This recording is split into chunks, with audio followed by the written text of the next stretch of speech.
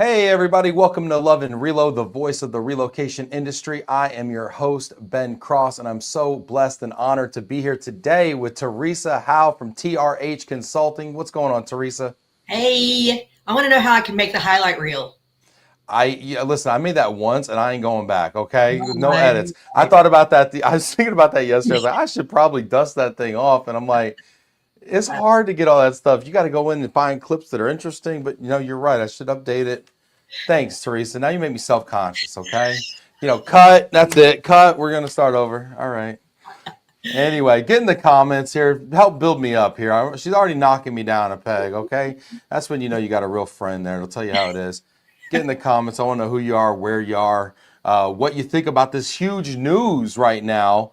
We see Compass and Anywhere coming together. This is mega news in a week that's been filled with mega news in the global mobility and relocation sector. And I got to tell you, I was minding my own business and I got another killer email from Teresa. And I was like, this is the best doggone email newsletter about this topic that I've read.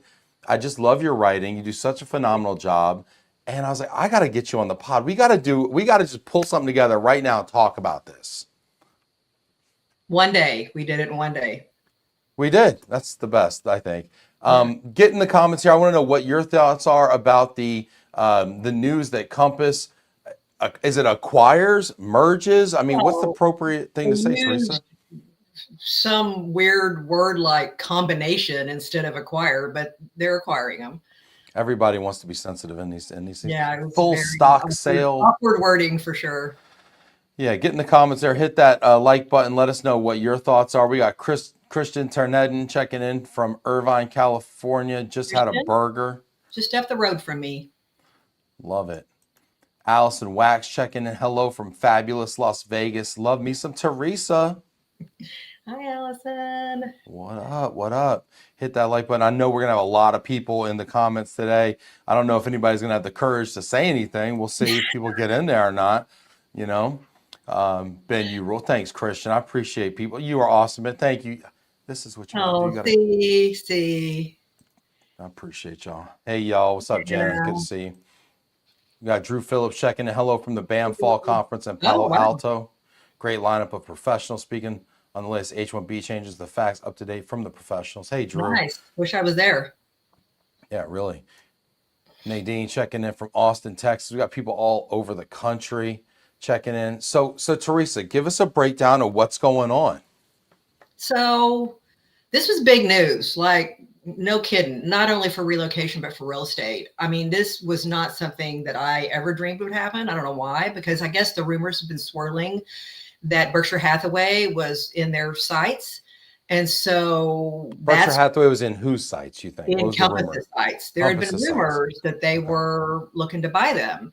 And so when I awoke on Monday to this news, I was pretty shocked. And Berkshire Hathaway did a pretty aggressive job of denying that this was happening. Compass did not deny it, by the way, that they were looking to buy Berkshire Hathaway, which tells me that they might have also been on the radar and may still be. I don't know if that could ever happen, but we'll see. It's But always interesting the way that people posture going into these things because the some companies want to act like, hey, status quo, right? yeah, And you always wonder, hey, is that to keep the purchase price high? Is that to keep the stock price high, yeah, right? Because if the stock price tanks, now all of a sudden you get a better price on it right. during the Right. acquisition. I So mean, it's kind of interesting to see how they play it. yeah, I mean, one of the problems is they're both publicly held companies. All three of these companies we're talking about are, so you got to be really careful. So kudos to everybody on the Compass and Anywhere side for keeping their mouth shut, because I think this was probably, one of the best kept secrets around. And I suspect there was only a very small handful of people that actually knew about it besides the outside entities that facilitated it. But Anywhere, just for those of you that don't know, I think most of you do know, but they own, several major brands, a lot of them, CB, C21, ERA, BH&G, Sotheby's and Corcoran, and they own Cardis. That's a Relocation. big name right there, Cardis, for all the Yeah, people out there watching. I mean, Cardis, at one point was the largest relocation management company in the space. We don't have real official numbers on this stuff because WERC doesn't publish it. but they're probably number one, number two right now, maybe behind Serva now with their combination. So a major player in the corporate Yeah. relocation space for sure. Yeah. So what's interesting about this move by Cardis is that by Compass is that um, uh, the benefit to Compass is a couple things: global footprint, like overnight. And not through ownership, right? Because 80% of the brokers that are affiliated with Anywhere are franchises. So they're independently owned and operated in their local markets. Only about 20% are Coldwell Banker Realty, which are company owned. So what it does, it allows them to have this footprint in a very kind of non-committal way, which is good and bad, and meaning that the franchises could bail overnight. But it also means that they do it without having to put out a lot of capital, because they're not actually buying those companies. They're just reaping the rewards of the franchise money that those brokerages pay every month. So, that's kind of the benefit of it. And whenever you have a merger like this, or whatever we're calling it, acquisition, whatever, each entity is out for something different. And that's why you do it. So, Compass has really great technology. They do. And they spend a lot of money, and they have a lot of talent in-house that is constantly working on it. And Anywhere has never been able to really figure that out. And so I can say that because I worked for them for 21 years, and I saw it. You actually worked kind of on both sides of this deal, didn't you, at one point? So I'm one of the few people, there's plenty of agents that have worked for both companies, and there's plenty of branch managers too. But as far as somebody on the relocation side that has worked for both, I'm one of probably the few. So, I worked for CB managing, CB, Coldwell Banker Realty, the company owned. Realty. Okay. The company owned for 21 years, managing multiple states. We managed relocation, online leads, and concierge program, and the license holding company. So I did it for a multi-state region for a long time. And then was laid off in 2017, the beginning. And then I went to work for Pacific Union in the latter part of 2017, which was subsequently in 2018 bought by Compass. So I went directly into the Compass situation, knowing that I'd either be laid off or it could be a good thing, because I knew they didn't have national relocation. So I proposed it to Robert Refkin, who is the man at the top at Compass. And he was like, yeah, let's do this. So I was there for about 6 weeks, went to New York, worked with marketing. We were starting to do this whole thing.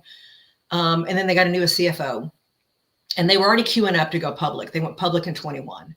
So she said, nope, we're not doing it. We don't want to lay out the cash. We don't want to do it. So they laid me off after 6 weeks. So, but I was in there long enough to see that, and I should say this to be fair to them, they did try to come back and hire me a few months later again. And I said no. And the reason I said no was because I could already tell that they were going to fight me on everything.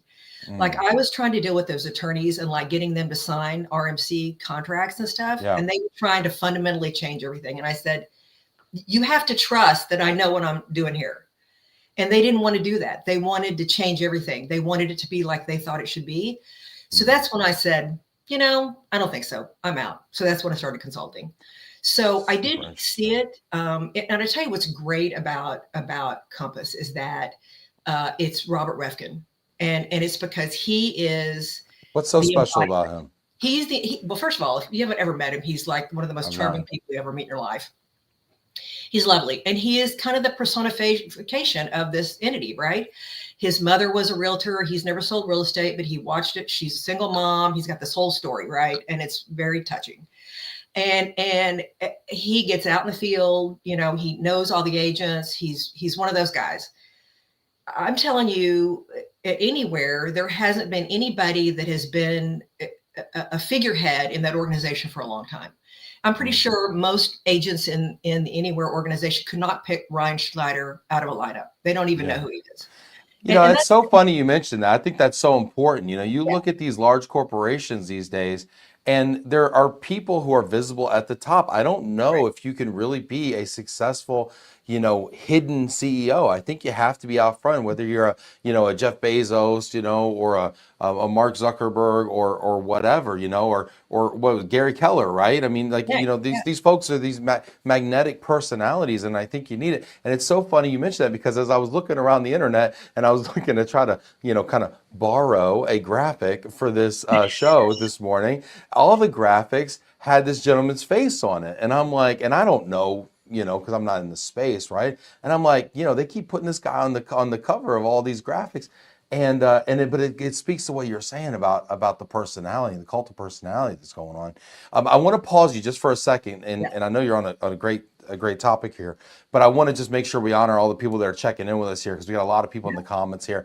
Get in the comments. I want to hear your thoughts on the Compass Anywhere deal. This is a blockbuster deal, not only in the real estate industry, but also in the corporate relocation industry. And I want to talk about the impact of it. If you've got comments, if you've got thoughts, I want to know what you're thinking. We got Christian says he's an ex-Relogy employee through Cardis since 2004 through 2009.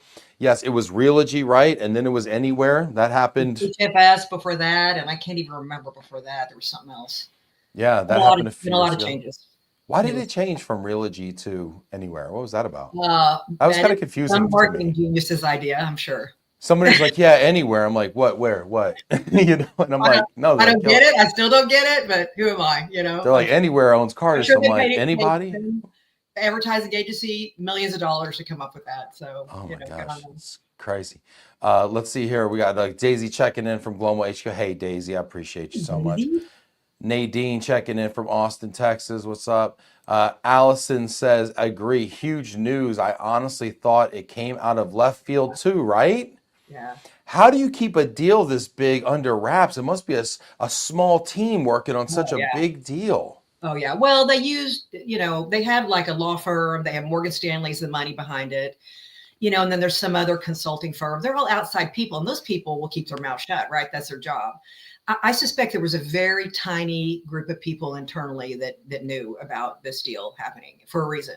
Yeah. And I think you have to do that, because you can't, when you're publicly held, you can't mess around with that stuff. But they used outside entities to facilitate it. So, that's that. And to go back to the thing about, Ryan Schneider, the reason Anywhere doesn't depend on somebody like Ryan to be a figurehead. It's because 80% of that company is franchises. So they leave it to the franchise organizations to be the leadership. But that's fine. But you do need to have somebody that they can relate to in the brand. And I think they haven't done a great job of that over the years, that they have kind of left everything to the franchise group to do that.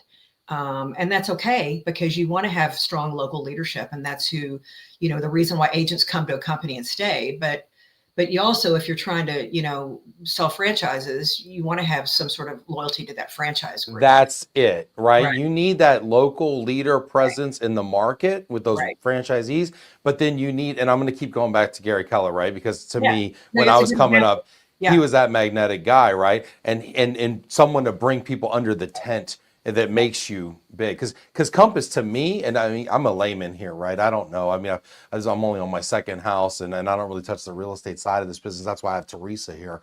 But to me, Compass came out of nowhere. And guess what? I used Compass on my last home purchase, I used Compass on my last home purchase, and I didn't even understand the logo. Yeah, I did. And I think we talked about this, and you kind of scolded me because I got my realtor from an open house.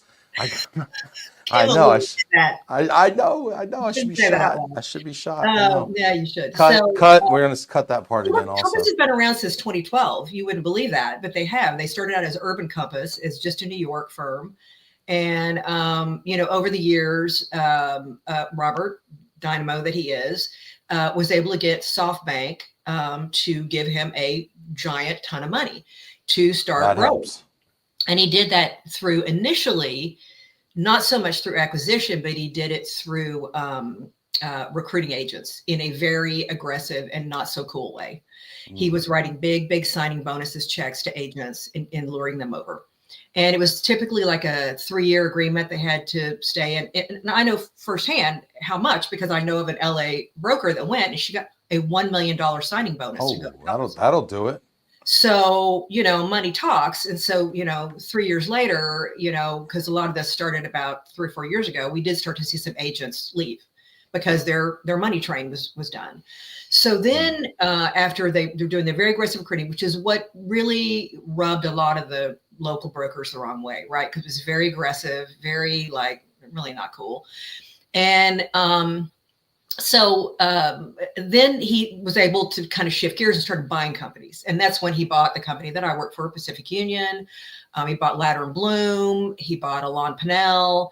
And I say he didn't do it, they did it. But, they started buying firms and are still buying firms. They just recently have bought several, they're kind of back on that trail. And instead of doing such aggressive independent agent recruiting, they're going after companies. And so that's kind of, their mantra's changed a little bit, and it really, frankly, makes more sense. I want you to, we got a lot of comments coming in. This is really interesting, and a lot of people are getting kind of excited about this idea here, and your perspectives are great. Get in the comments here. I want to hear what your thoughts are on the Compass Anywhere deal that's going on. But before that, Jen is absolutely appalled that I got my realtor from an open house. He had good cookies, Jana, okay, and he followed up. All right. I'm sorry. I'm really sorry. People are getting in here. I'm just going to read them in order that they came in here. Heather's giving you a shout out, by the way. She said, thank you, Teresa. I had a new person, one of 10 first-time attendees yesterday at MIRC, Michigan. I did. And he said you highly recommended him. Jacob Davis. Clients. Jacob Davis. Give Jacob a shout out. Nice. We've got comment from Allison here. My thoughts, as both an Anywhere broker and an independent Coldwell Banker franchise, I agree that so much will come down to culture, alignment, and execution. The strength of Anywhere has always been its locally owned franchise network, leaders who know their markets and clients best. Preserving that local expertise, especially around relocation and referral business, will be critical as this plays out. The messaging from my broker to our agents has been clear. Business as usual. We'll see how this unfolds. Completely agree. And I think it will be a very little impact on the agents. Honestly, I think they will roll out the red carpet to the agents. They will make sure there's very little disruption. I think the bigger rub is going to be, let's just talk about relocation, because that's, why we're here really, is that you now have a finite amount of relocation and leads business that is now going to be spread among a much bigger pool of agents, right? Because so how much bigger did the brokerage pie get, right? Okay, how many more brokers were added to them? Was 33,000 agents. Okay.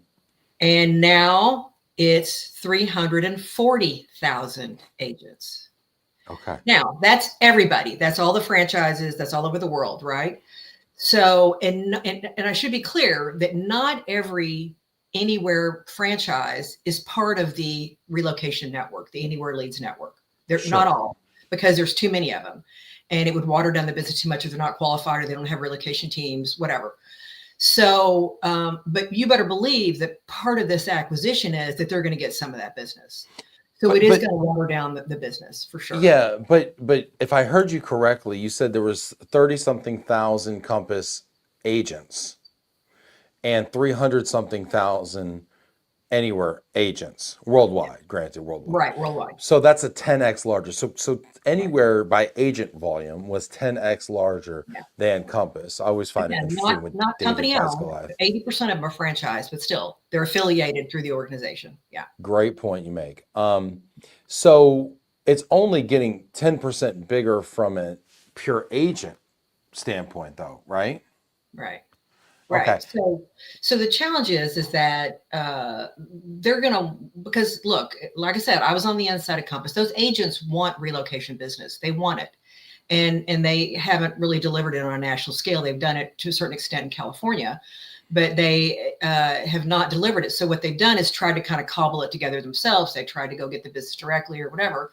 So it's going to be really hard because you've got now 33,000 agents are like, cool, we have relocation now. I want some of the business. And Right. so you've got untrained teams, you've got people that, may or may not understand exactly what that means. There's a high referral fees, all those kind of things. Everybody wants relo business until they get into it. Right? Yeah. Right. So, Compass can go one of two ways on this. They can infuse a lot of money into Cardus, into the Anywhere Leads network, as it's called now, that delivers the affinity and the lead stuff, and try to build it significantly. So there is a lot more business, or they're just going to spread it around. Or honestly, I wouldn't be surprised if they actually sold off Cardus and actually maybe just did some JV with whoever ends up buying them and just trying to work it out that way. But so it's a great point, actually. Sherelle brings this question up here, and let's get to the comment here. Sherelle Kilgore says, "Think Compass will liquidate Cardus? If so, who would the target buyer be?" We've seen, years ago, I would think it would be another RMC. We saw the Serva tried to buy them right before COVID. That was killed because they used COVID as the excuse, but I'm not sure. But, Serva was going to buy them. It could be, venture capital money. It could be, I don't know. It could be somebody that is related industry. It could be a mover. We have a lot of movers that own RMCs. It could be anybody. Well, and Serva was private equity backed. I mean, and this is public information, right? I mean, Serva, pulled out during, kind of during COVID, but also, the volumes did. Of course, ironically, the volumes just boomed out the stratosphere in 21, 22. Right. Of course, 23, 24 wasn't good. So it's interesting, but it feels like everything's private equity backed these days. Anything that's going to make a real competitive offer in this space seems to be so you never know, and it may not be something they want to focus on. The leads side of it is easier because it's not so heavy on manpower, and it's facilitating partnerships with affinity groups and online lead sources and things like that. Managing a relocation management company is labor intensive, and it's costly, and so they may not want to do that. But hard to say, and they may not do it right away because they want to see, if it's, kind of what's behind the curtain, because I'm sure they, have done their due diligence, certainly, but, really to get in there and look in the books and see what they're actually making is a whole different thing. Well, and that's something I can't comment on. That's above my pay grade. If I were to guess, Heather, Heather comments here, I kind of agree. Compass came out of nowhere, but I do feel Cardus has been for sale since the Serva Cardus deal fell apart. So I am not shocked. Yeah. And just to be clear, this is Anywhere, which is the parent company of Cardus, not Cardus specifically, but in a way, I mean, Cardus is part of the deal, right? I think if they were to carve off Cardus, and this is wild speculation, but it is what we peddle in here. I think that it might come out of like Asia or something. I think a buyer might come out of left field because we already know what all the usual suspects think of the deal, right? So, but anyway, I do want to ask you from your perspective, now that Compass owns Anywhere, or they've merged, or whatever we want to call it, we should probably know. But anyway, whatever they want to call it, do we think that it's going to change the way that Cardus operates and that the Relo business operates? I don't think so, because Compass doesn't know enough about the business to get in the middle of it. But from an operational standpoint, I think they will have an expectation that some of the business is spread around to the Compass side, which will mean that there's got to be training of the teams and figuring out who's going to handle that business. So, the problem for the Anywhere brands is that, if you're in, I'll use Chicago as an example, a lot of Compass, a lot of at properties, big CBR there. They have a huge market share in that market when you look at it, all company owned. So they're all going to expect business. And now we didn't even talk about at properties that they bought. At properties has a fabulous relocation department that does a ton of business. John D'Ambrosia's a friend of mine. And, they do a ton of business. And so that's the good news, is that I suspect as they were going through this acquisition, they looked at what at properties was doing and thought, this actually is a good business line to be in. Now, At Properties is a relocation department, not a relocation management company. So it's a different deal.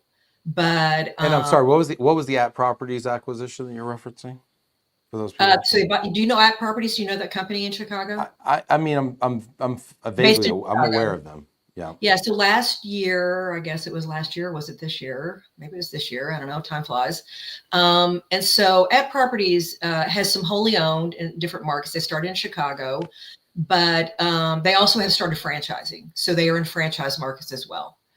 And so they've had quite quick growth. They're very tech savvy, great brokerage, smart acquisition on Compass's part. And so that's why I think this took me back, because I thought they haven't even kind of recovered from the At Properties acquisition, and then already they're going into this one. So, but Chicago's an interesting market because you've got a bunch of company owned entities right there. And I don't know what, if you put all the market share together, it's big in Chicago. Well, So, and Chicago real estate has been notoriously depressed. Might be strong, but it might not be strong. I've been reading a lot of articles about how low Chicago real estate is right now in the city of Chicago. I can't speak to the burbs, but in the actual city of Chicago, and there's all the pensions and all the things that they're dealing with from a civic standpoint that that are really and so I can't help but get the feeling that there's a lot of smart money out there maybe buying low right now.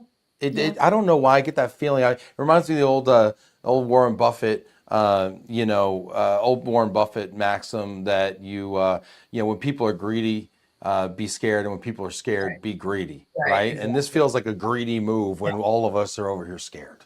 Yeah, no, I get it. And Anywhere has been under a mountain of debt for as long as I can remember. They can't get out from under it. And so, but what's interesting is that, Compass, I think last year was the first year they made a profit. So it's not like either one of them are killing it in that area, right? So, but what is different is that Robert and Compass have been able to get that private equity money, and they have been able to convince these investors. SoftBank, I don't know how many millions and millions and millions they pumped into Compass before they went public, but it was a lot. And so now here we are, all on borrowed money at this point. So it's going to be interesting to see. There's clear advantages for both sides. Like I said, Compass gets the international footprint. They're in virtually every market. Now, Compass has tilted high end a little bit, and so does At Properties. They tilt a little bit high end. Anywhere has different brands based on the level of, like Corcoran, Sotheby's, CB tend to be the higher end brands on the Anywhere side. And then you've got, the other brands that are in more markets that maybe do not have such high end, properties. So now it's allowed them to be in kind of every market. They're kind of everyman real estate now, whether they like it or not, because, there's plenty of C21s and little tiny marketplaces. And that's not been Compass's, target at this point. So it's interesting to see how they're going to handle that. Yeah, really interesting. Get in the comments here. I want to hear what your thoughts are here. People are chiming in here. What's up, Meredith Morris? Good seeing you last week in Austin. She says, "Hey Ben, this is pretty spicy. This is like a little jalapeno margarita." These are all my opinions, and who am I, right? I mean, so whatever. Yeah, we don't know what we're talking about. We're just a couple of consultants hanging out. We don't know. Yeah, take it for what it's worth. Thank you for sharing. I always say, it's free advice. You get what you pay for. Okay. Right. Thank you for sharing, Teresa. But it's fun to talk about, and sometimes you throw darts and something hits. Who knows? And look, they've got to close till the end of next year. Do you know how many things could go sideways by then? I mean, it could. Wait, say that one more time. Say that one more time. It's not going to close until the end of 2026. The deal's not going to close until the end of 2026. That's what they said. Like, you read the end of the article. Yeah. I didn't finish the article. I think it's either the last or the last half. I don't remember exactly how they worded it, but it's a long time. So, a lot of things could happen by then. And a lot of things could happen by then. But again, I think the thing that is most important is that the agents are going to be impacted the least. And that's what Compass cares about. They're a very agent-centric company. That is, they are very focused on the agents. And so the agents are going to have expectations around it, but I believe it's just going to be, kind of a non-issue to agents, and as it should be, And to Janice's point, yes, like Sotheby's is owned by Peerage, which is, a private equity group. And so, you have various ownership, structures within the Anywhere group. It's interesting. So I think from a broker owner standpoint, I would be a little worried about on the Anywhere side that we have to pay attention to. Now they were always competitors, but now they're sisters. They're going to be sisters. Okay. And that means like when I was within Anywhere, it was the rule that you could not recruit from other brands that were Anywhere. You were not supposed to. Some people did it, but they weren't supposed to. Okay. So now you're talking that now Anywhere can't recruit. I mean, now that Compass can't recruit from any Anywhere brands, supposedly, if that still holds true. Well, that's a lot of the market right there. So now what's going to happen is everybody else is going to train their sites on every other brand. So now all the independent brokers that are not associated with any of these entities are now going to come after your agents.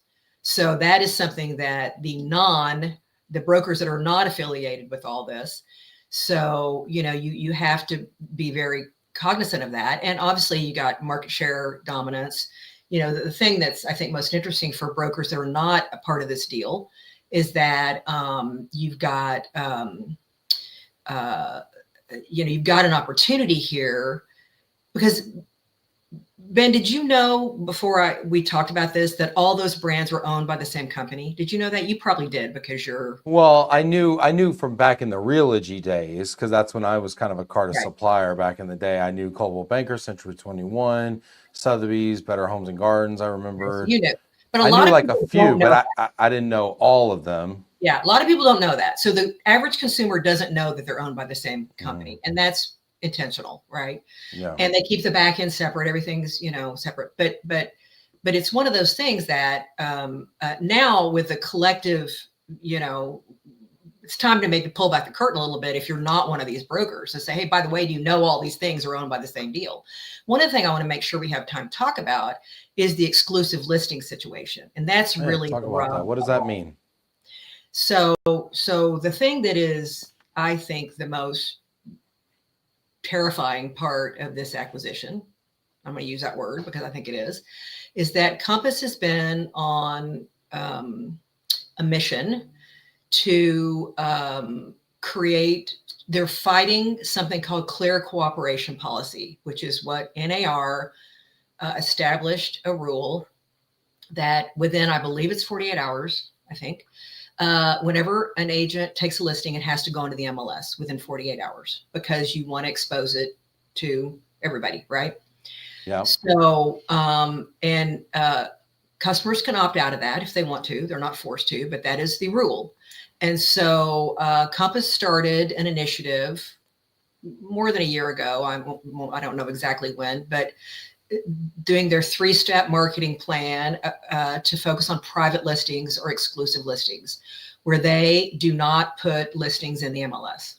They don't put them in the MLS. Wow. Any listings or for a period of time? It could be either.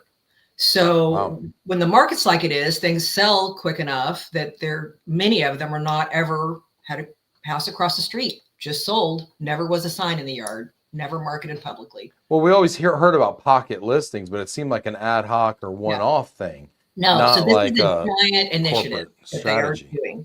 Giant initiative. And the problem is that a couple of problems. First of all, it can lead to discriminatory practices, because if you're not affiliated with these brokerages, you don't ever get to know that this listing is available. Yeah. So if you're in a marginalized area and you're not affiliated with Compass, you don't even have a chance. Yeah. Second issue is that based on statistics, houses that are put in the MLS sell for 17.5 to 25% more than ones that are not. Now, you competition, right? Then in a couple of years, we're not going to have a giant class action lawsuit, when a bunch of sellers go, wait a minute, you mean I could have gotten more money if I would have put it in the MLS and had this exposed publicly? Wow. So if you think Sitzer Burnett was a problem, this is going to be a problem, because the challenge is they use it under the guise, and I mean, I'm just being really candid with you right now, that, oh, we want the consumer to have choice. But what they're doing is they're convincing them that, you don't want to have people coming through your house, and we're going to be able to make sure and get it to the right buyers. And they have like this whole thing that they sell it on. The right buyers, by the way, seems like coded language to me. Right. So they're now consumer can say no. They're not being forced to put it in the MLS.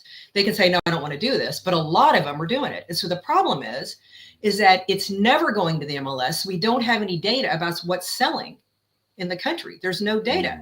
They hold the data. So you don't have comps as much in as many comps as well. Right. There's no comps. Wow. So the problem is that now you've got these 3 giant companies that could, for all in intents and purposes, literally are going to be their own MLS. They're going to promote all their listings internally, but nobody, if you're outside. So think about all these non-entity brokers, just independent. They don't even know these listings exist. So that's a problem. That's a problem. Yeah, that's it seems the like biggest it would problem to this whole thing for me, is the private exclusive listing situation. Wow, that's so interesting. And that's something that would not be obvious to many of us at all. Because things, we don't even know it's happening, because they're not even going in the MLS. So there's listings that are being sold that nobody even knows. I mean, I know because I saw the new people moving in across the street. That's how I knew the house was sold. So it's one of those things that, that is, and so the challenge is that, NARs and Compass have been in a big headbutt over it, and MLSs, they're all fighting over it. And Zillow is really irritated about it, because Zillow goes and scrapes stuff from the MLS. That's how they get their data. Now they can't, there's none of that data for them to put on Zillow, because they don't have it. They can't access it from the MLS.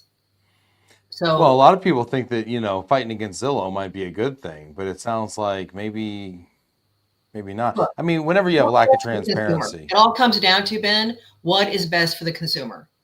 Yeah. Best for the consumer is to let as many eyeballs as possible see your listing, because that's how you're going to find the person that's going to pay the most. Yeah. I mean, the same, I don't disagree with you, Teresa, but I'm going to play devil's advocate for a second. The argument, what is best for the consumer, was also the impetus behind, or it seemed to be, the buyer broker commission lawsuits. So, I mean, that argument can kind of cut both ways, or does it? I mean, here's the deal. Consumers are a good agent can sell. And what we're seeing in Compass is that the agents have been given the tools to sell this exclusive listing thing. And what they're doing is they're promoting it within their branches and within the company, in their private listing portal, whatever it is. And the consumer, because they're unless you're rich or famous, why would you not want every potential buyer to see your home? Why would you not want that? Like, some people think they're rich and famous. Some people think that their neighbors are the paparazzi, I think. Yeah.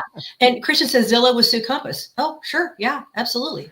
I mean, there already is stuff going on. So, no, Jana, I don't think it is going to be challenged. And here's why. Because of the franchise stuff. It's not antitrust. If Anywhere owned all those brokerages, I think it could be a regulatory or antitrust issue. But because so much of the Anywhere brokerage is franchise, I don't think it will be challenged. And the board of directors, they're all on board already.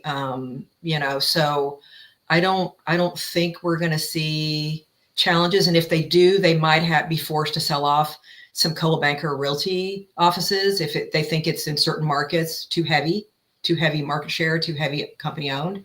They might force them to sell off some of them to be compliant, but I don't think it will be a deal breaker. I don't. That's just my opinion, though. awesome perspectives. There's a lot of comments here, too many to read. Meredith, I see you. Heather, I see you. Lori Allen, I see you.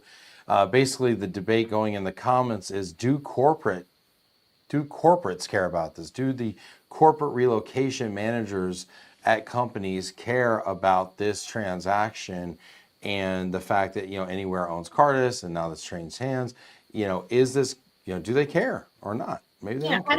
I don't think they do, and I think, but they should be aware of it and understand it. I think there's a huge opportunity for brokers that are locally owned, and that actually also includes the Anywhere franchise group, but non-Anywhere as well, that are locally owned and franchises, to really go out and do more localized business development because of this. Because I think they have, I say it in my blog that, being a local broker is your superpower, because you're infused in the market, the players, you're right there, your offices are there. It's a huge opportunity right now. Compass is based in New York. They're a New York firm. So what do they know about your market? So I think for local brokers, they need to refocus everybody that gives them business about why they're the expert in their market, and that they're not being managed by some national entity. Because what is yet to be seen is, how are they going to treat relocation in this new entity? Because At Properties has a big relocation group, does all kinds of business. Anywhere obviously has huge Anywhere leads, and then they also have Cardis. Compass doesn't really have it. They have some small, department in California, but they don't have it. So, how are they going to treat this business? Are they going to keep it segregated? Compass is going to expect some relocation business. So either they'll create a department that runs parallel, or they'll have one of these two entities service Compass. Hard to say what they'll do. Somebody was asking me to, infuse. And maybe they want to keep it separate to try to make it not seem like they're all working together. But the biggest opportunity right now is for the localized broker. That is a huge opportunity for them to get out there and develop localized business, to create local affinity programs, to tell your RMC clients why you're so good in your market and why you know the market so well and why they should use you. I mean, that should be the mantra right now, this is why I'm good at this market and what I'm doing in this market, for sure. Yeah, for sure. Great advice. Guys, we got like 5 more minutes here of Teresa's time. She is a very busy lady here, but you can always find her.